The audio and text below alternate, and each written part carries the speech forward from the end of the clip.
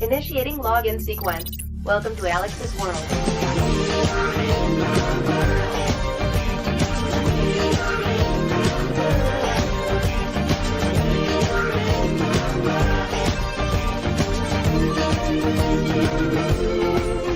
I think it's time we hit you guys with some stone cold facts. Today was a very depressing day for me. Found myself just laying there, right here, staring at that ceiling, wondering where my life is going to be in the next few months. Just kind of lost in my own thought. Uncertain of where tomorrow's going to lead. And it's incredible that what actually put me in a good mood, what put a smile on my face, was a wacky show of men and women fake fighting. Oh, it's scripted. Oh, it's nothing special. It's not real. Well, goddammit, whether it's real or not, I don't give a shit. I came out of AEW Dynamite with the biggest smile on my face. And all this talk about ratings, SmackDown, Raw. Oh, they don't do well in the demos, but they have better overall viewership. Oh, Raw is competing against MLB, or NFL, and NBA, and AEW's on Wednesdays by itself, so it's not a fair comparison. Well, Rampage didn't do as well.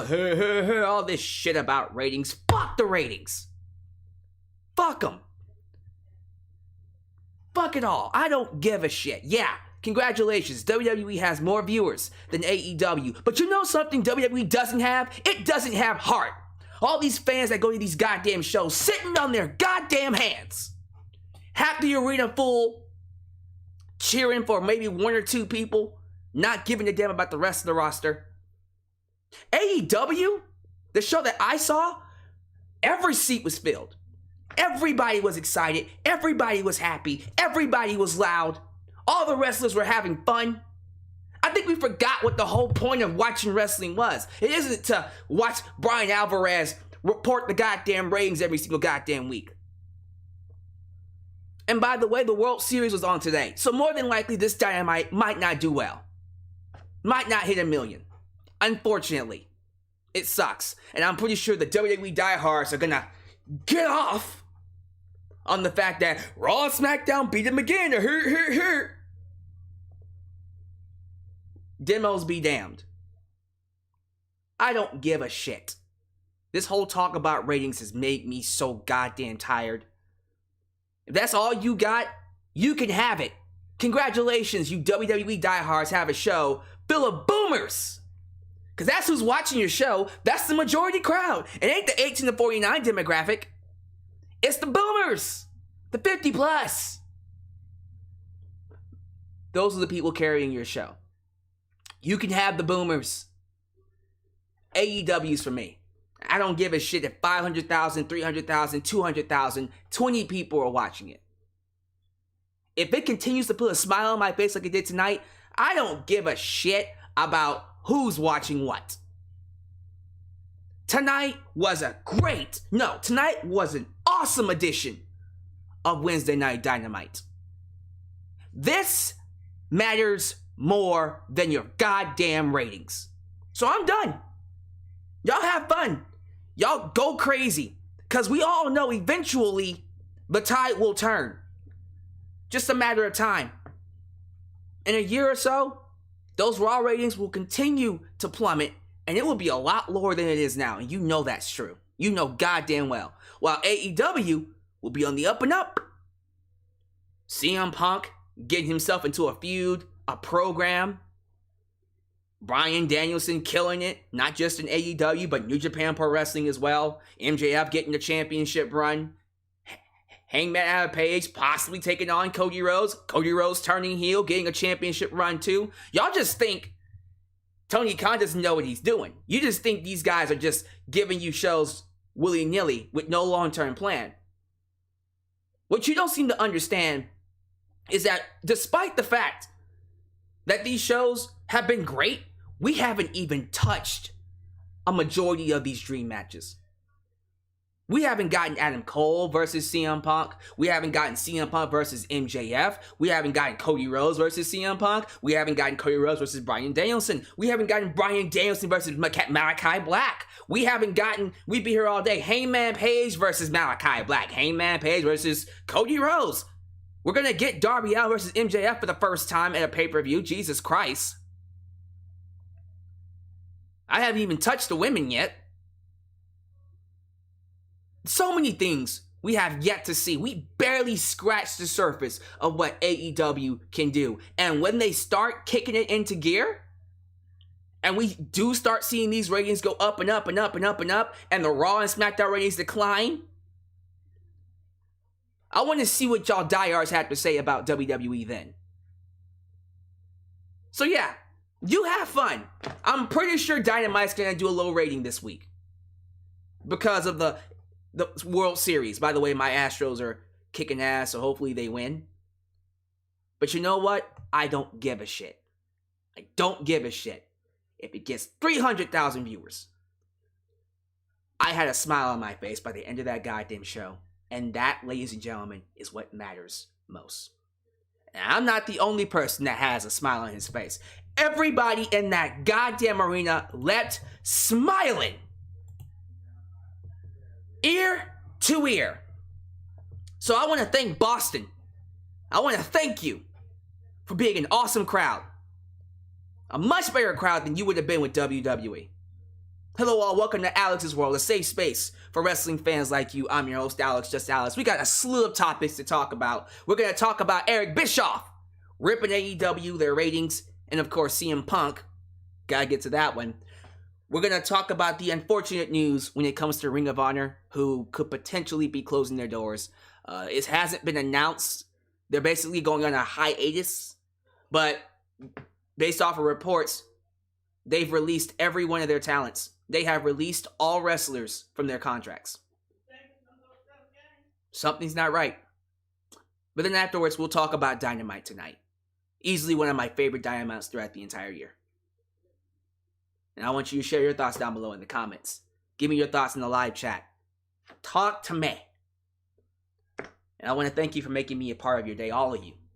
Thank you for making me a part of your day, making me a part of your life, continuing to support me.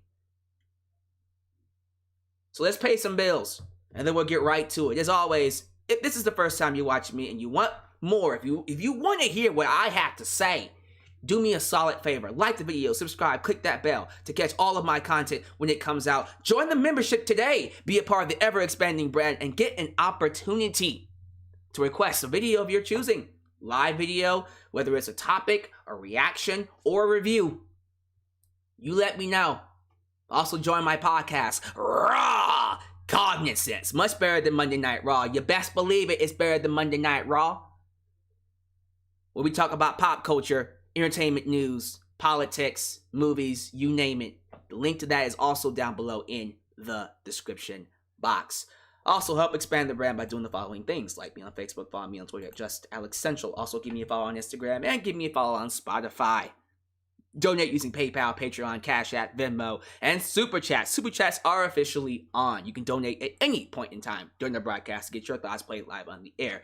Email me at justalexsworld@gmail.com for business inquiries, just to say hi. Go ahead and get yourself a t-shirt today at Pro Wrestling Tees. Get you an old school Deluxe Man t-shirt. Get you a new school Alex's World t-shirt. But, ladies and gentlemen, we can't forget to get us a blonde hair, blue eyes, apple pie, America t-shirt made by It's J Knox and Fire Star Heart.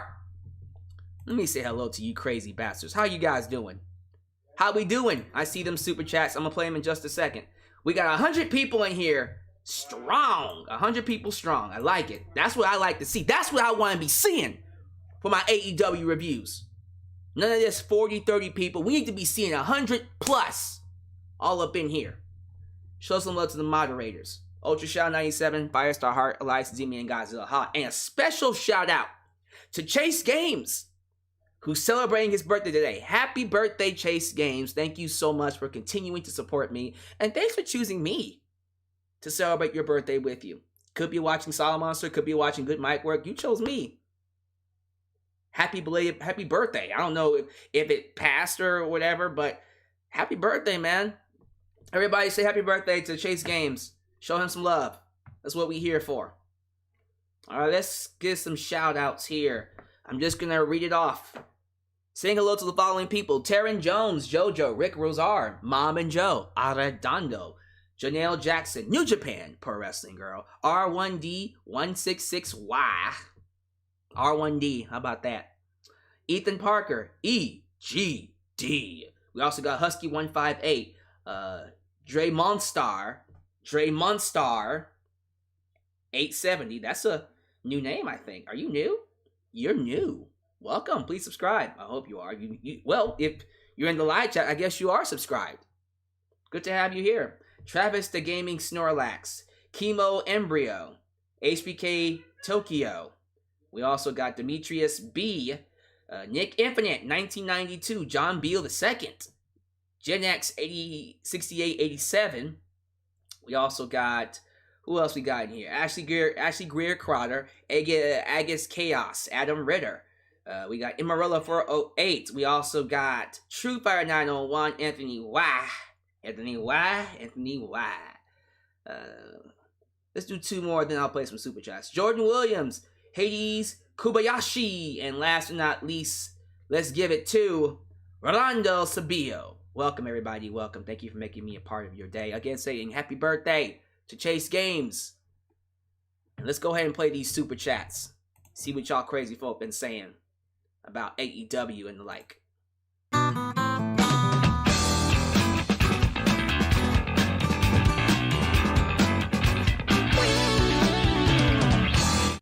Who do you want AEW get from Ring of Honor? I'll talk about that in just a second. I do want to, show my respects to the company, of course, because it does suck. And I think, I don't know why they're going on a hiatus, but I'm going to speculate. I have a good idea what happened.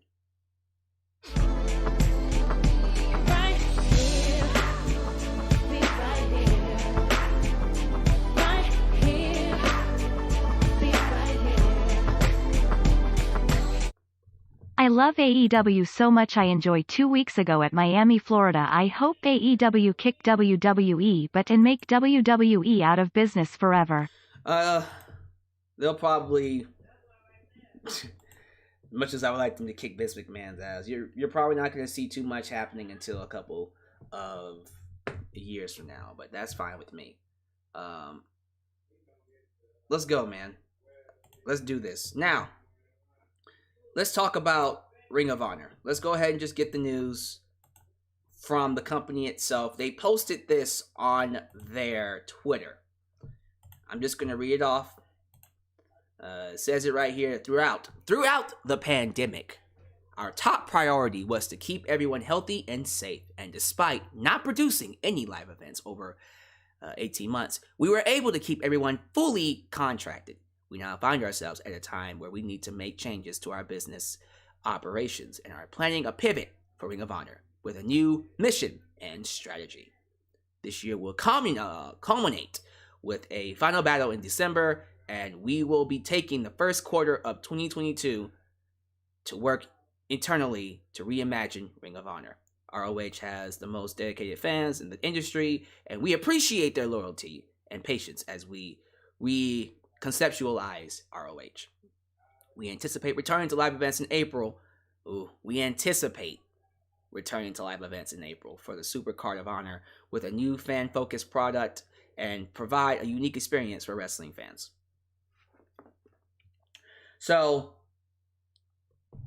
basically, what happened was, during the pandemic, when they couldn't do shows, Ring of Honor kept everybody under contracts and paid them. They paid them. They clearly didn't make that money back. They didn't have anybody in the arenas. But the wrestlers who were able to wrestle showed up. And they just paid them. As a result, it put them in the red.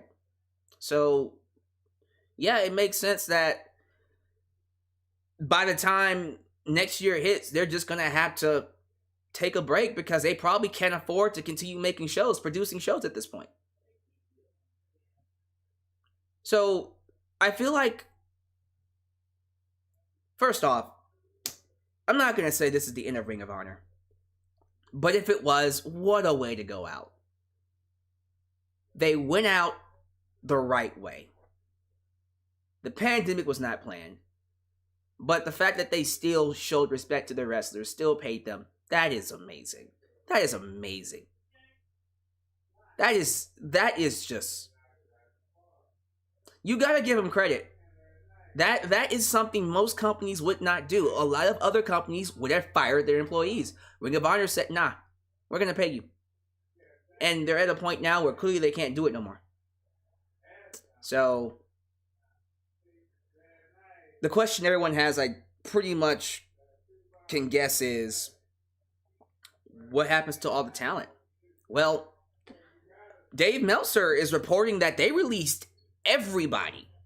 Other news websites have said multiple talent, but Dave is saying, nah, they let everybody go. Everybody from production to wrestlers, they are now free to work wherever they want to work to make some money. Now, there will be a pay-per-view in December, and I'm assuming that wrestlers are still going to come in to, do some storytelling, do some storylines, and build to that event. But, man... Like, when you consider the fact that, just call it like it is, AEW and WWE are basically running the market now.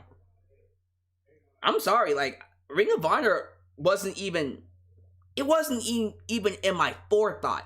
Because after AEW, before AEW is New Japan Pro Wrestling, and after them is Impact Wrestling.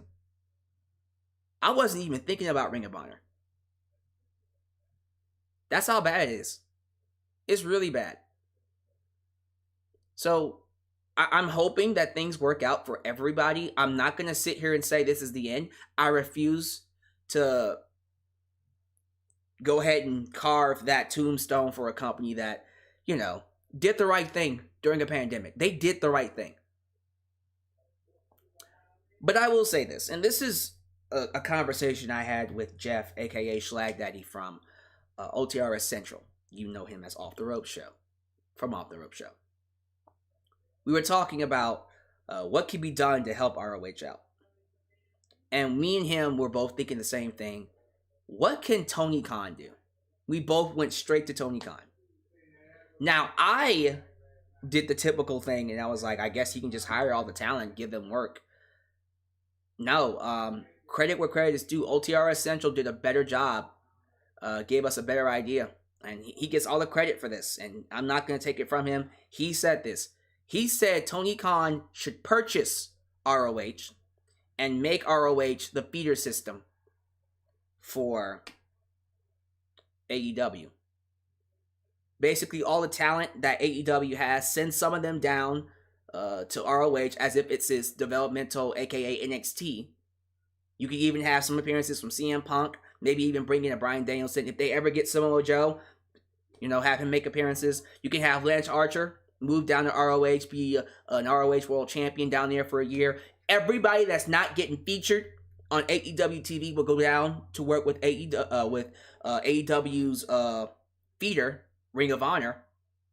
You have an audience there. You get it produced. It has its own shows. Bringing in new talent. And then the ones that know what the hell they're doing go up to AEW. This is coming from, again, Schlag Daddy. I think that is a fantastic idea. Really, listen here. You are not going to outsell AEW or WWE. Ring of Honor is better off beating someone's feeder system. I think that works for the best, honestly. I think that's the best way to go about it. It's a great move for the talent who are not getting a lot of work in AEW. They get to go down to Ring of Honor to do some work there. They have a women's division, a tag team division, a main event, and mid-card. Just something to think about. And then when they want to use them, they move them back up to AEW, the main shows. I think it's a great idea. And I don't know if we're ever going to try it out, but if we do, that would be great. That would be the best way to save ROH. So yeah, Tony Khan purchasing ROH, and that's a potential moneymaker too. Or it could actually drain him of money as well. I can't sit here and promise you that things are going to work out. No one knows what would happen if he did that, but it's something to think about. Really something to think about. I think it's a good idea. I don't know how you guys feel about it, but that's how I feel about it. So give me your thoughts about Ring of Honor. How you feel about what's happening? What do you want to see happen with the wrestlers? Oh, and by the way, let me know who you want AEW to pick up for Ring of Honor. Honestly, one person. Okay, two. Jay Lethal, duh, but Bandito. Roosh.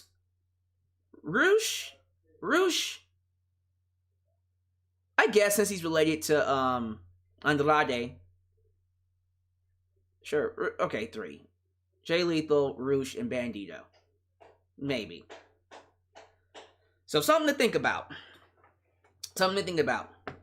But yeah, how you feel about the idea of Ring of Honor becoming AEW's own NXT? I think it'd be great, me personally. Wow, 120 people live. This is quite the audience. Yeah, great idea, Schlag Daddy. Give him some credit. All right, moving on to the next topic. Let me be sure there's no super chats before I just move on. Doesn't look like we have any more super chats. I'll check it again after what's happening here. So, Eric Bischoff. Now, I said last week when I did my live broadcast on Eric Bischoff and Tony Khan that I would be back up here to react to Eric Bischoff's response. Boy, what a response he gave. Now, I already read what he said. However, I do want to listen. I want to hear it come from his mouth, because it's always good to hear it come from the mouth of the man himself and get that perspective and not just read it. Because sometimes when you read, it doesn't give you the nuance of what's being said. So I am going to listen to it. I'm doing it this way just in case YouTube decides, sorry, you can't have it. So this is what will happen. If you're watching this afterwards and you see that or you hear that it's muted, it's because YouTube said, and you can't use that. So I had to mute it or cut it out. If you want to listen to the episode where he talked about AEW, Tony Khan, the ratings, and CM Punk, I'll link it to you down below. I've already linked it. 83 Weeks, Eric Bischoff's podcast. So we're just going to play 2 snippets. We're going to play the first snippet about him talking to Tony Khan about his response to what he said about shut up and wrestle. And then we're going to talk about what he said to CM Punk, which I think is even more crazier. Again, this is Eric Bischoff from 83 Weeks. Here we go. To grow their product. But right now, arguably, they haven't done such a great job of growing that audience. And once they do, now let me clarify that, because clearly, based on the comments that I get, people don't really listen or think too much about what I'm saying. They react emotionally. But they got a long way to go, man, before they're in head-to-head competition. All I'm suggesting is, rather than claiming that you're competing against and somehow you're competing favorably because you're comparing a percentage of your demos on your Wednesday night show to a percentage of the demos on Monday Night Raw. Notice they don't talk about SmackDown too much, but on Monday Night Raw, when Monday Night Raw is going against, Monday Night Football, which has probably got one of the highest concentrations of male 18 to 49-year-old than just about anything else on TV in a given week, is a false equivalency. It's just not real. It's data gymnastics.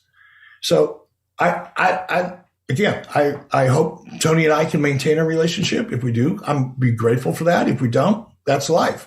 I've got no real skin in the game, but I'm just trying to clarify my position. And I did take personal umbrage. There you go, another new word, personal umbrage, to the fact that Tony would compare himself the way he did to Ted Turner.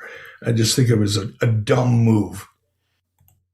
So that's what he said as a response to what Tony Khan said last week. If you haven't listened to it yet, or you need a recap, essentially last week Eric Bischoff told Tony Khan to stop bragging about beating WWE in the demo, shut up and wrestle.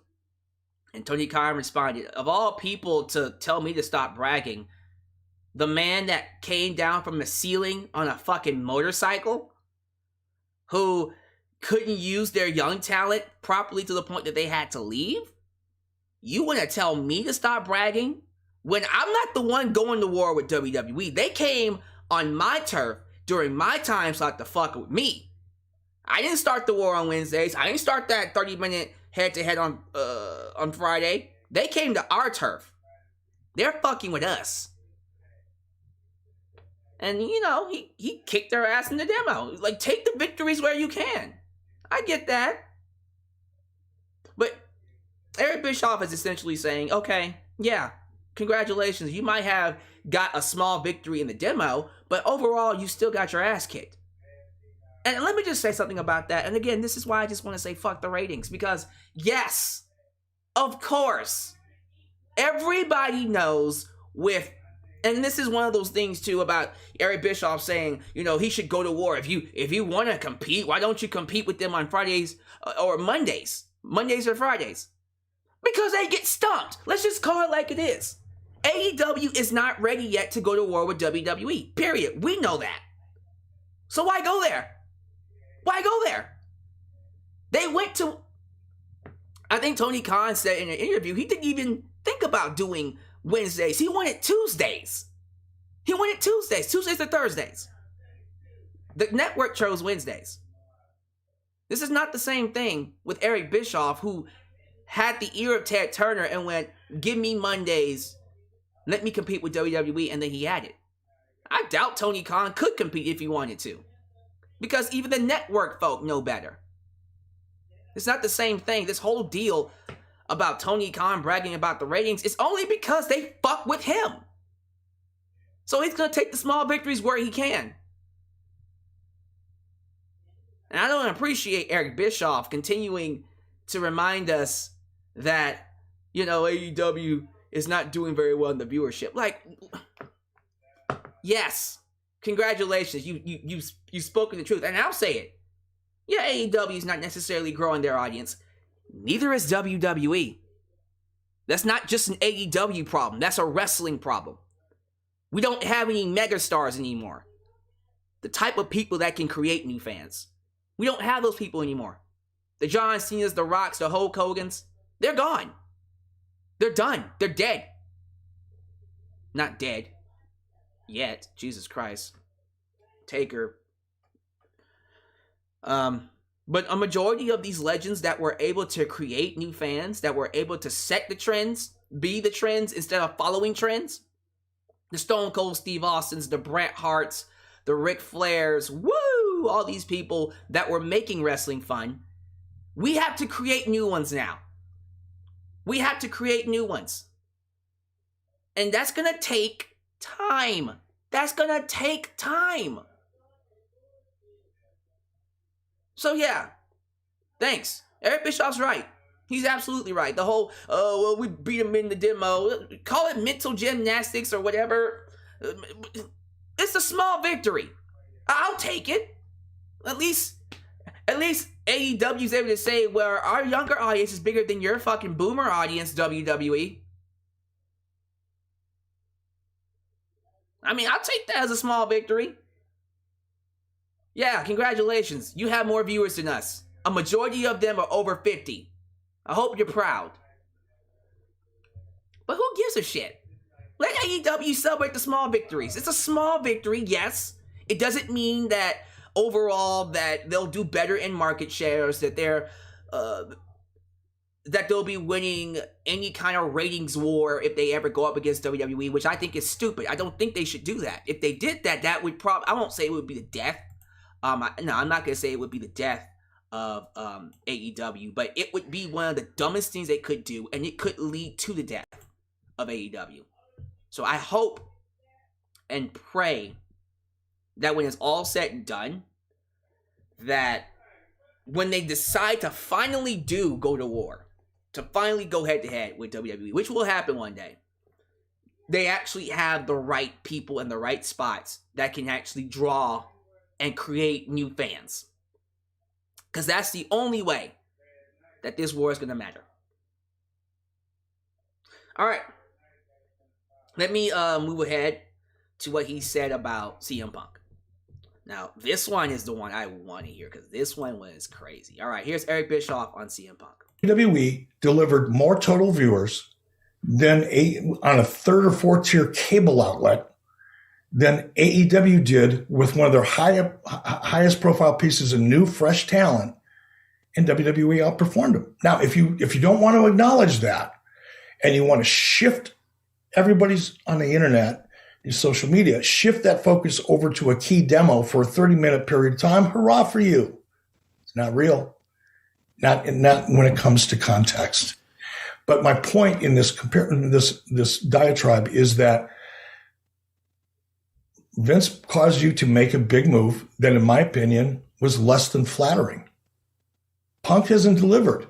Punk is the guy that came out and his first comments, man, this addition of this talent, is more significant than Scott Hall and Kevin Nash. They're constantly making references to WCW because they want to be WCW. They want to be the company that WCW was back in the mid-90s, right? So there's these constant references to WCW, and Punk came out and said that, bringing in, the top talent, himself and Bryan Danielson, who I have nothing but tons of respect for, and all that was more significant than Scott Hall and Kevin Nash. Well, Scott Hall and Kevin Nash came in and we took off. Punk, you came in and shit the bed in terms of ratings. It ain't there. And there's nothing in reality to suggest otherwise. So you just need to be careful about what you say until you're delivering. And that comment, that Punk made about, these guys being more significant than Scott Hall and Kevin Nash back in 96. And, this is more important. And then, 2 weeks after, Punk made his big arrival, the ratings dropped by 50% or 40%, whatever it was.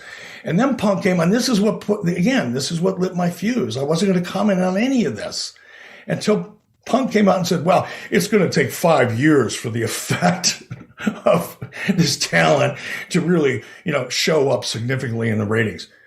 Are you fucking kidding me? Does anybody other than an uninformed wrestling fan who just loves CM Punk, is anybody going to believe that nonsense? It's going to take 5 years? Dude, you're going to be getting AARP mail. Because it happens, man. As soon as you get close to 50, they start pounding you with this shit, right? You're going to be on the AARP mailing list by that time. And to suggest that, to go from, this is way more significant, it's more important, which is arguable. And I let that one go. Conrad said, no, here's the context. Here's what I think Punk was trying to say. And I went, okay, I'll let that go.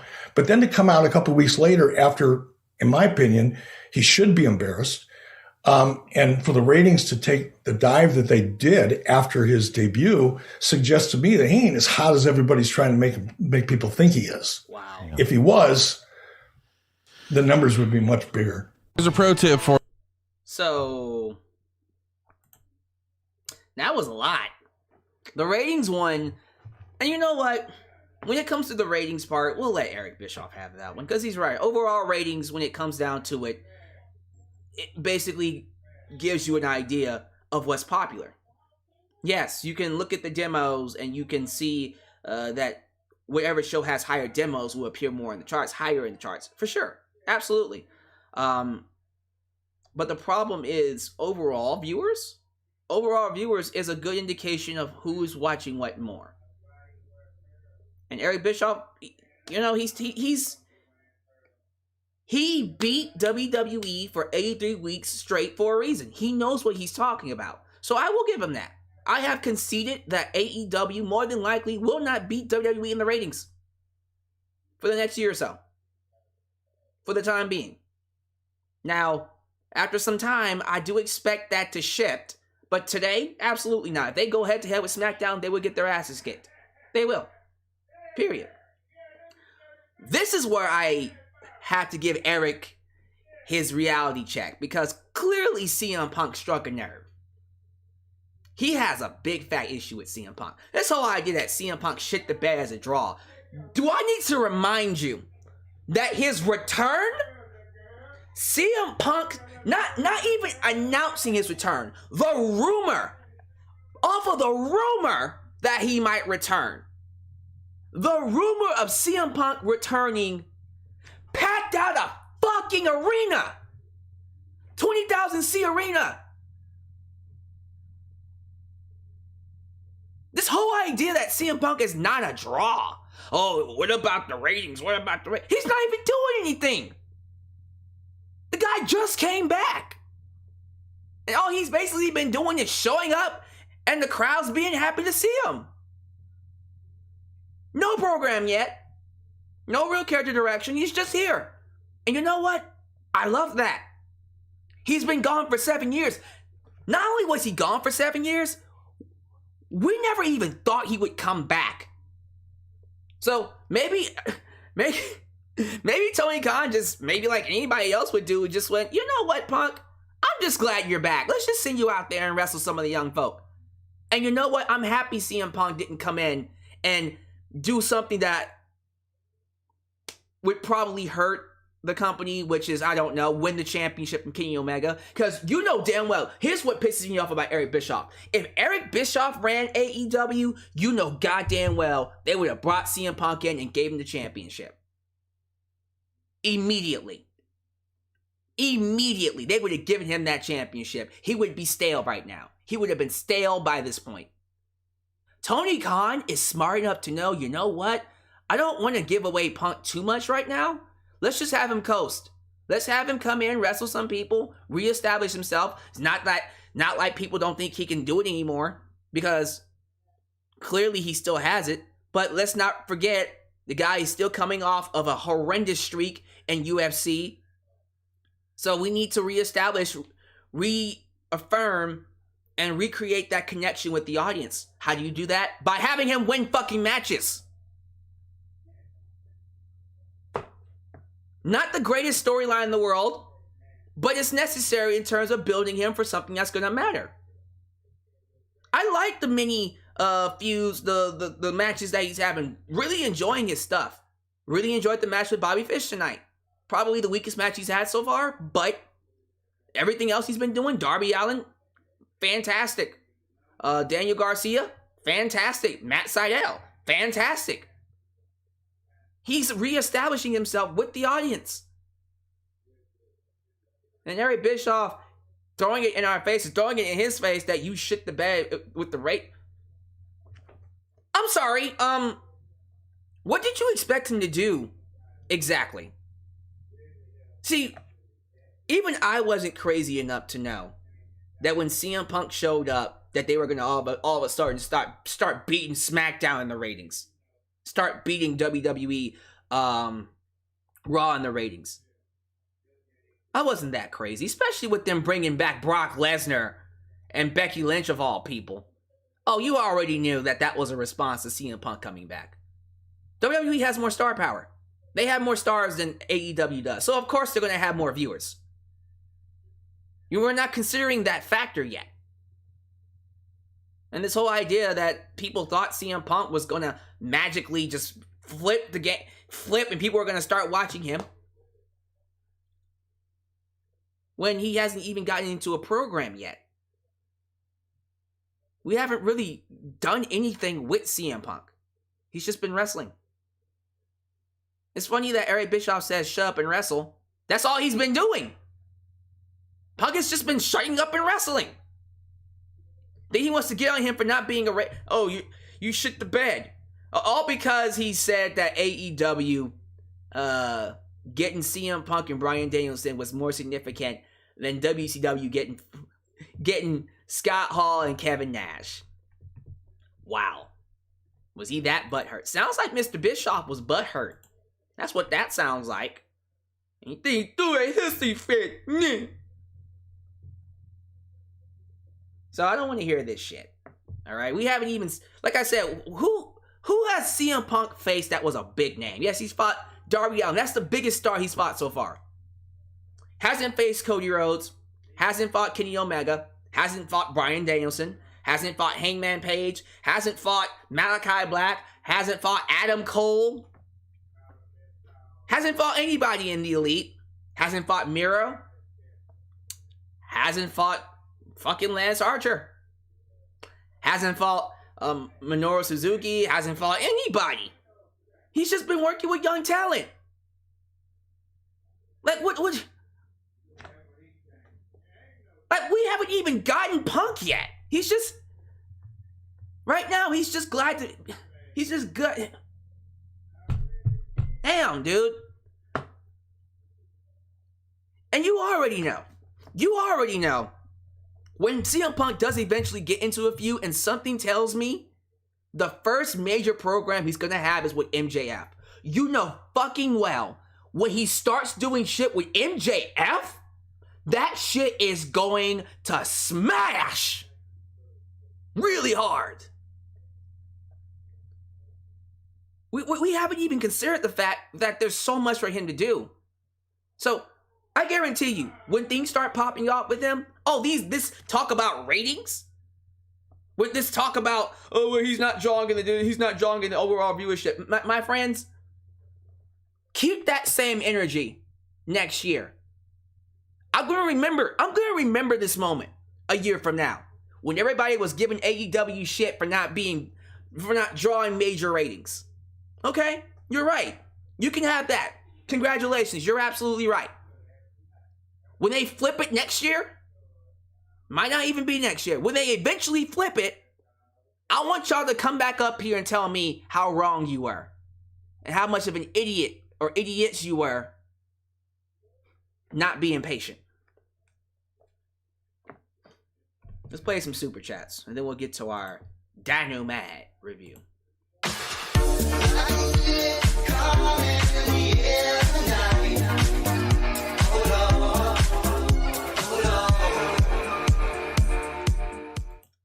I can't wait to see Eric Bischoff have to eat his words when the day finally comes that AEW beats SmackDown in the ratings. Seriously. You know it's gonna happen. You know it's gonna happen. Everyone watching this video, all of you watching me right now, know one day, eventually, Dynamite is going to get more viewers than Raw and or SmackDown. Eventually. Because they're the future. This boomer show, the boomer shows that we watch on Mondays and Fridays, they're dwindling, they're hemorrhaging their viewers month by month. Eventually, AEW will surpass them. And Tony Khan is going to brag and brag and brag, as he should. Let's talk about Dynamite. I absolutely love this show. I thought Dynamite was amazing. Got more super chats, okay?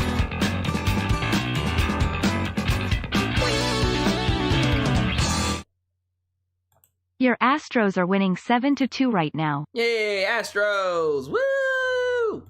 Maybe they'll stop calling us cheaters now, if we actually win fair and square. Now they'll probably say, "Nah, you guys are cheating. You're cheaters." All right. Look here. Let's just get to Dynamite. Let's get to Dynamite here. So, love the show, top to bottom. This was a fantastic edition of Dynamite. This show was fun. The crowd was electric, and that's another thing too. We talk about the ratings. You know something that AEW has over WWE? Actual fan attendance. And the people who show up actually want to be there, and they actually have a good time. Unlike Monday Night Raw on Monday, they couldn't even fill up half the arena. Oops. I can talk about it because it was here in Houston, and I didn't go. Suck it. So yeah, Dynamite, it was loud. The fans were excited about literally everything they did, as they should have, because this was a great show. First match, kicking things off. CM Punk, look in my eyes! What do you see? Versus Bobby Fish. Bobby! How much fish could Bobby Fish fry if Bobby Fish could fry fish? This was a great match. The ending was kind of... But before we talk about the ending, I was wondering why AEW was giving so much time to Bobby Fish, because they brought him in and they've been booking him like he was semi-main event, and I'm just like, I like Bobby Fish. I liked him more in a tag team with Kyle O'Reilly. I don't know if he's the kind of guy you want to push as a main event player. I don't think he's that dude. But after seeing him work with Bryan Danielson and CM Punk, and seeing him actually hang believably well, I'm not necessarily against it. I'm not going to buy myself a Bobby Fish t-shirt. But he's hanging pretty well. That was a great match. That ending, let's just talk about the ending. So, Bob's your uncle, CM Punk hits the GTS. And he sells a knee injury. So it's supposed to be like, I hit it, but I can't cover him. My leg. Gotta crawl. Crawls over to Bobby Fish, pins him. 1, 2, 3. Kick out. Bobby Fish kicked out afterwards. After the 1, 2, 3. CM Punk sits up, looks at the referee like, was that a kick out? Did I win? Did I lose? And at first, I just went along with it. I was like, okay, well, maybe that was part of the match. But then I thought about it for a minute. Nah, because if it was part of the match, Bobby Fish would have thrown a fucking hissy fit. He had umbrage, Eric Bischoff, umbrage with the results of the match. Because in his mind, no, I kicked out. And then we can use that to set up a rematch between him and CM Punk, I guess, at Full Gear. That's fine. Maybe they might still do that. Maybe that could actually lead to a storyline. But I don't think that was supposed to happen. I think Bobby Fish was supposed to kick out, and he kicked out too late. So maybe it was botched, and they're just going along with it. And you know what? If it was botched, turn it into a storyline. Make it a feud. That could be a mini feud for CM Punk just to hold him over until next year when we start actually pushing him as a main event player and get him in a feud with MJF. So, yeah. How about that? Bobby Fish and CM Punk. Yeah, I don't know. To me, I think it was botched. I think Bobby Fish was supposed to kick out and the match continue, but then it was like, Now, here's what I hope wasn't the case. I hope Bobby Fish didn't go into business for himself, and he kicked out when he wasn't supposed to. I hope that wasn't the case. I'm hoping that this was a botch, or like he was supposed to kick out and then the referee fucked it up. Or maybe it was planned. Maybe the idea was he was supposed to almost kick out, like Hulk Hogan did with Ultimate Warrior in 1990, WrestleMania 6, where Ultimate Warrior pinned in 1, 2, 3, and then Hogan kicked out. That was a great finish, by the way. That's one of my favorite WrestleMania finishes. So, we'll see. So that was great. Great opener. Talk about the ending all you want. I really loved this Malachi Black promo. So, everybody was just like, oh my god, Cody Rhodes beat Aleister Black. Gosh. By the way, I want to thank 130 people for watching me live. Get these likes up. There's 130 people in this thing. It's only 67 likes. Like the video, goddammit. Like the video. Do it. Do it now. No. Do it now. Oh. The jumper. Sorry. Do it now. No. What was I talking about? Oh, Malachi Black. So Malachi Black cut this awesome promo.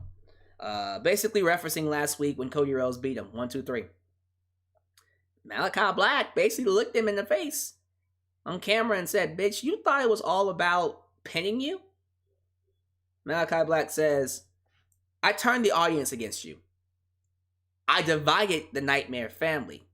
I made you question your own morality. I am turning you into the one thing that you hate.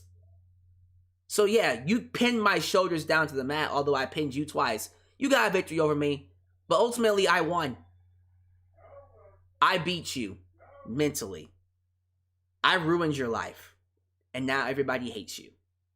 Ooh, I like this storytelling. What? This was dope. What was even crazier, later on the night, let's just go straight to it. Cody Rhodes came out to respond. And it was interesting what he did in this promo, because he basically admitted, you know what? I hear you. He says, believe it or not, I hear you. Online and elsewhere. And for a brief moment, when he had Malachi Black's arms hooked for the Tiger Drive 98, he thought about hitting a very different move.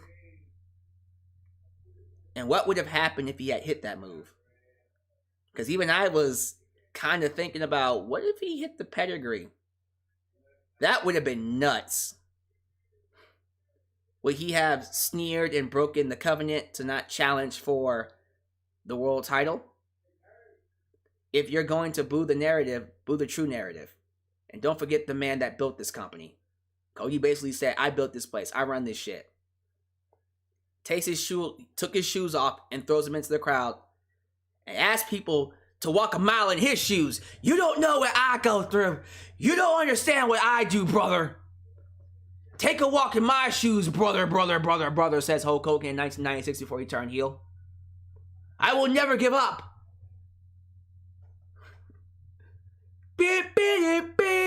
Cody Rhodes doing his best John Cena impression. He talks about his family and says the easy way out would be to just give in. Yeah, you know what? I could just revoke my promise and just go out to the championship, but that's the easy way out. And I will not turn heel. I won't do it. You can't make me do it. He apologizes to everybody and says it was an honor to stand in the ring with Arn Anderson. And the crowd is booing the fuck out of him. Now this is interesting, because I was getting some major John Cena vibes from Cody. Like, when Cody Rhodes was basically purposely fighting off the audience, telling them, you know, I'm not gonna do it. I am the good guy here. I refuse to give you what you want. I actually predicted that. I kind of predicted that he was gonna pull a John Cena heel character on us, where it's like he himself thinks he's a babyface, but he really is a heel, like Homelander. I like it. You know, I don't want to say it's his heel turn yet. I think he's still a babyface somewhat, but I think it's safe to say we're on path. We're on the path of him becoming the villain that we all thought he should be. I still think Cody is going to turn heel. But that's further down the road. This is great storytelling, honestly. I like that we're seeing Cody disintegrate more and more into that dark part of himself. And eventually he's gonna turn heel. But this is what I liked about this promo. Unlike John Cena, well, you know what, to be fair, even John Cena acknowledged at some points that fans wanted him to go heel. Because the whole never give up, rise above hate run in 2012. I remember that. Yeah, I remember Rise Above Hate. They acknowledged it. They acknowledged the heat that he got. Same thing goes for what's happening here with Cody Rhodes. He's at least acknowledging it.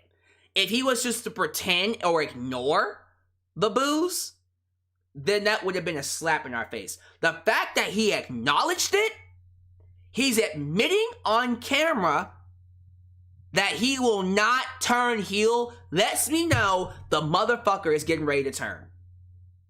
He's getting ready to turn, just not when I thought he was turning on Saturday. I don't know, he's going to turn when we least suspect it. He's going to go full heel very soon. But out walks Andrade El Idolo, who basically said Cody has a stupid ass tattoo on his neck, and the crowd popped. I was like, look at Andrade getting his shots in. Love it. Andrade says, listen, the crowd hates you and they hate me too, but the difference between you and me is I don't give a shit what the crowd thinks about me. I know damn well that I'm the man around here and I run things and all everyone's gonna know about is Andrade El Idolo. That's Tetsuya Naito, but that's what I do. And then the lights go out. And the lights come back on. Malachi Black appears. Black Miss Cody beats the fuck out of him. Outruns Pac. Pac cleans house and then does the Aleister Black sit down with the middle fingers up. I lost it. That was amazing. Man, this is how you build. So clearly, right there, in that one segment, we just set up 2 more matches for Full Gear. So we're going to get Pac versus Andrade, and we're going to get Cody versus Aleister Black again. Probably, like, they're probably going to do 2 more matches, honestly, because Aleister has 2 victories over him. Cody only has 1, and we're clearly not done. And I see, here's what I predict. One of these matches with Aleister Black, he's going to turn heel. He's gonna turn heel in one of these goddamn matches. He has to. One of these matches is gonna turn Aleister Black. He's gonna turn on Aleister Black, and you know what? He might turn Aleister Black babyface too. I can see that happening, a double turn. I'm just thinking he's gonna turn heel, but all right, we can do a double turn because I think Aleister Black is a fucking awesome person, anyways. So yeah, for sure. Like that would be pretty dope if one of these matches we got the Cody Rhodes heel turn, because y'all, Hangman Page is beating Kenny Omega. He's gonna beat Kenny Omega. Cody needs to be the one that beats Hangman Page. That needs to happen. And that's gonna be crazy when it does. So, like, the storytelling the storytelling is incredible on this show. And I'm so happy that we were able to see this whole debacle between Cody and Aleister Black played out like it is. Maxwell Jacob Freeman. MJF squashed a jobber, Bryce Donovan. Not related to Donovan Dijak, excuse me. Afterwards, MJF cuts a promo, ripping up the crowd. And then Sting's music hits. And then it was a fake out. It was a fake out. I'm like, ha ha ha, you thought Sting was showing up, you suck. MJF getting that heat. And then the lights go out. And then our Darby Allin video plays of a guy wearing an MJF, like a cutout of MJF's face. And then Darby Allin kicks his ass. Lights go back on. There's Sting inside the ring with a bat. Beating up the chairman, Sean Spears. Running off MJF. MJF goes to the crowd. There's a man in the mask. The mask is removed. Darby Allin appears. The crowd loses their shit. He starts beating up MJF. Darby! MJF scurries away. And then Darby Allin says, you, me, Full Gear. Bob's your uncle. Bob's your motherfucking uncle. I can't wait for that match. First time ever, too. Ooh, that's gonna be an awesome match. That's gonna be awesome. They've done a really good job with, you know what? They've done a really good job with both MJF and Darby Allin. Not just a feud. These two can make anything work because they're that good. I loved it. I loved everything about this, and I can't wait for their match. Next up is my boy Sammy Guevara. Houston's own Sammy Guevara. He defeated All Ego Ethan Page in a really good match. What the fuck is Sammy on? He has been on fire ever since winning this title. He has been doing some of the most craziest shit, dives, whatever you call it. It's incredible seeing that stuff, man.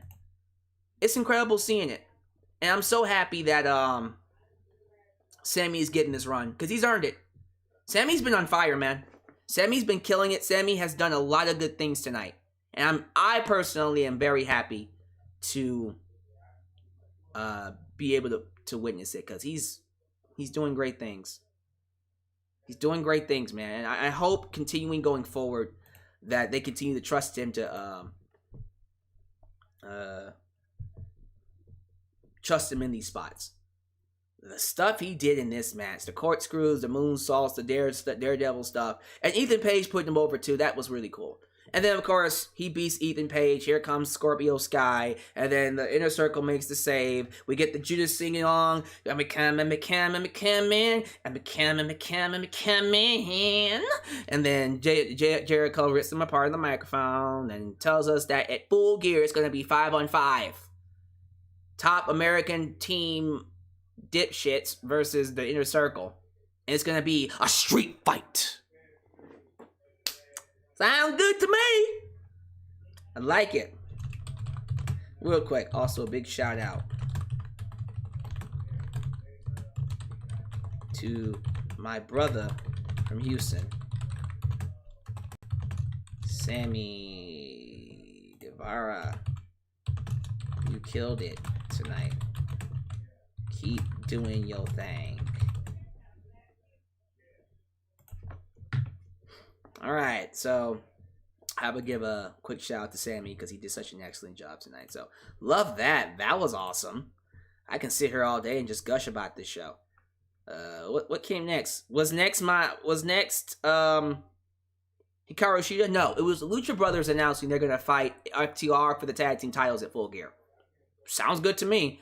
Hikaru Shida versus Serena Deeb. Hold the fuck up. Hold the flying phone. Let me look at something really quickly. How long did this match go? How long did this match go? It went a while. They gave these women a lot of TV time. I think it was close to 15, 16 minutes. They went a while. This match was awesome. Honest to God, might be the best Hikaru Shida match I've seen. Period. This was outstanding. Serena Deeb, first off, is an excellent heel. She, as you guys know, Serena Deeb was a trainer for NXT. So she knows a thing or two about putting matches together. She was the ring general. She structured this entire match. She made Hikaru look like a fucking gem. Holy fucking hell. It was amazing. This was an outstanding match. And the reason why it worked is because there were actual stakes. This is the first round tournament match for the TBS Championship. Already better than the goddamn Queen's Crown tournament. Because the Queen's Crown tournament, if I'm not mistaken, all of them combined didn't even match the length of this match. This match alone was longer than all of the Queen's Crown tournament matches in WWE combined. That's how bad it was. This match is outstanding. So there's stakes to it. It's for the TBS Championship, and it's for Hikaru Shida's 50th win. It's for her 50th win. And I love that in the match, she had the 50th trophy that Hikaru Shida got broken on her a few weeks ago. After Serena Deeb made her tap out. You know what I mean? It was dope. It was pretty dope. And there was a story where she was going to hit Serena over the head with it. And then Serena tried to roll her up for a pinfall. All the pinfalls were just like, oh my god, this is great. But Hikaru Shida eventually pinned her, beat her 1, 2, 3. And you're like, she got the victory back. And then she didn't, because freaking Serena Deeb snaps after the match, grabs a chair, starts beating that ass, starts targeting the knee, tries to injure her. And then now we're wondering if Hikaru Shida is going to compete in the tournament. She might have to forfeit. Because freaking Serena Deeb is a fucking sore loser, and she attacked her. Holy shit, an actual feud.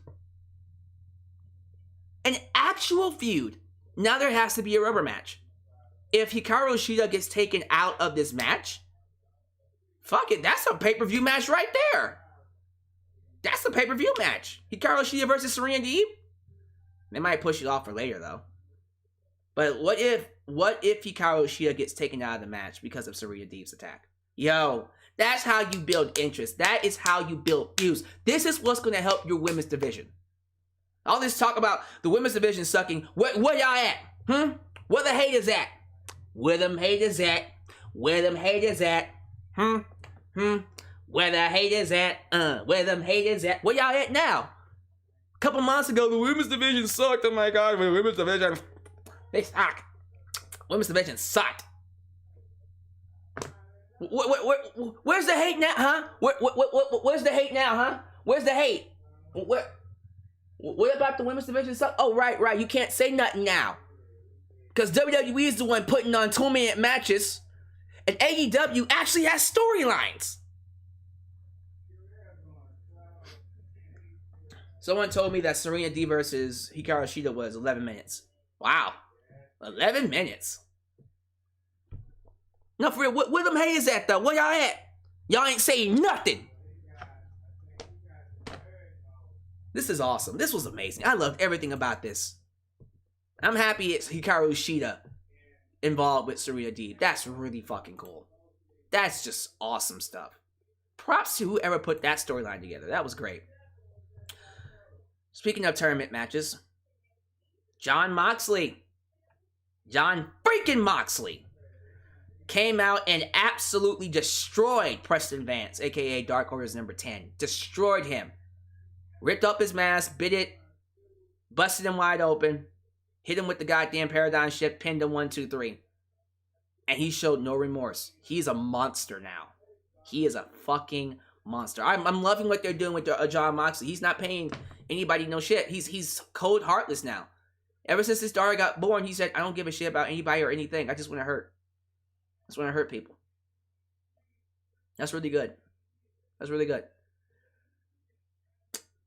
I gotta talk about this promo with Bryan Danielson and Eddie Kingston. So they did a promo on Friday last week, which was fire, where Bryan Danielson looked Eddie Kingston in the face and told him, you don't want it like I want it. You don't want it as much as I do. You got all this talent, and you waste it away on the indies because you don't want to put in the work. You don't want to get on my level. And you'll never be on my level, and that's why you'll never be world champion. And that ate Eddie alive. He was like, you fucking son of a bitch, I'm just going to walk away. And then tonight, Eddie said, okay, I got something for that ass. Kingston takes offense to Bryan Danielson saying that he doesn't work hard. And talks about how his depression turns to anger, and he's living his dream. So he's done listening. And he's going to tell Bryan on Friday that I'm going to show you that I work harder than you. And then Bryan says, that's the Eddie Kingston I want to see.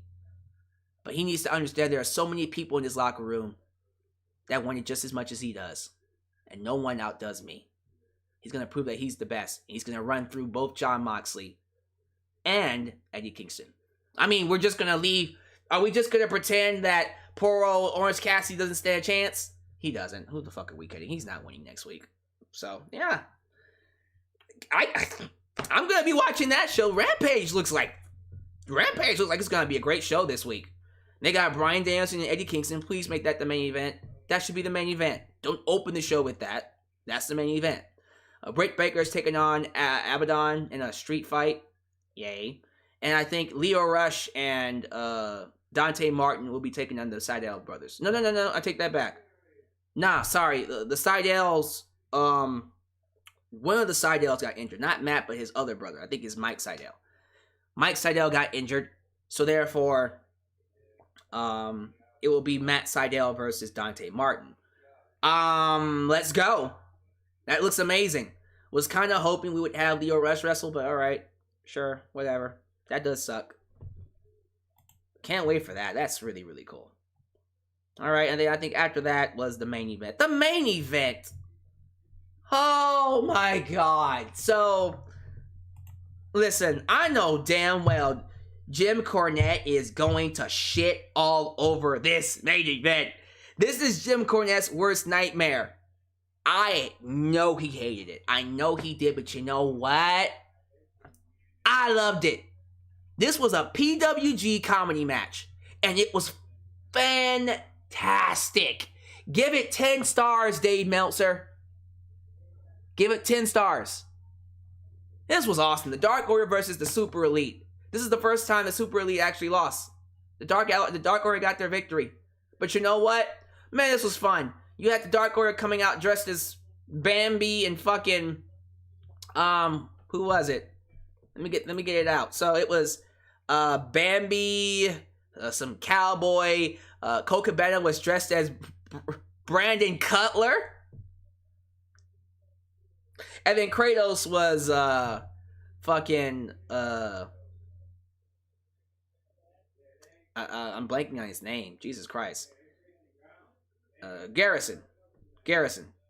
Yeah, Garrison. I say it right. Stu Garrison. So, he looked better as Kratos than Tommaso Ciampa did. Ooh, I went there. So, yeah, they came out fucking awesome. And then the fucking Elite came out as Ghostbusters. Who you gonna call? The Elite. It was great. That was, I'm already in love with it. And it was as wacky as you thought it would be. Lots of crazy spots, no tag-ins. It was just fun. We had fun. Comedy spots galore. Cole Cabana, this is one of his best matches I've seen him in. This was great. And people are going to look at this match and go, that was stupid. Honestly, and this is actually coming from OTRS Central himself, I think what's actually kind of crazy, this is the type of match that draws an audience. I think if this ends up being the highest rated segment of the night, I won't be surprised. This was hilariously fun. This was great. I loved everything about this. And of course, the biggest moment of the entire match, the Elite has the Dark Order down. They do the Ninja Turtle shell crunch with the projector, backpack projectors. I'm trying to remember like who the hell brought out the horse. So there was a horse that they were riding on, and they brought out the horse. The Dark Order rode out on a horse, and it was a man under the horse head, like Scooby-Doo. Who's under the head? They bring him out, they beat him up, they do the BTA trigger to his head, and then they take off the mask like Scooby-Doo, and it was Brandon Cutler, and you're like, wait, Brandon Cutler was the horse? That doesn't make any sense. And so, they had a Ghostbusters mascot, the Big Boo, the Big Boo Ghost. They had someone in a mascot outfit with a Big Boo Ghost, a Big Boo Ghost mascot outfit. So you're thinking that was Brandon Cutler. The Boo Ghost takes off his mask. We already know who it is. Fucking Hangman Page was under the mask, and the crowd went crazy. Cowboy shit, cowboy shit, cowboy shit.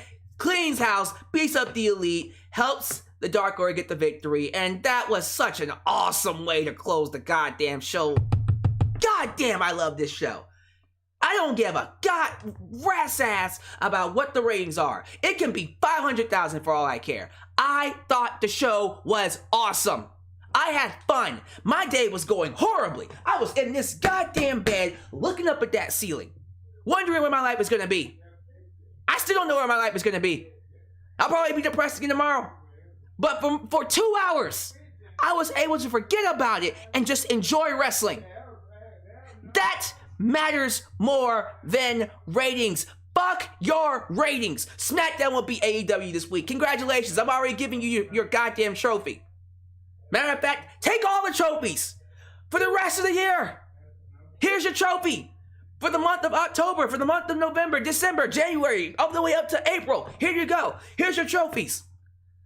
You can have them. You can have your ratings trophies. I don't give a fuck. You know what matters is that I left that show with a smile on my face. I don't leave Raw and SmackDown with a smile on my face. I leave Raw and SmackDown fucking depressed. Angry that I turned on that show. Lying to myself. That's what most of you do. You lie to yourself. The show was alright.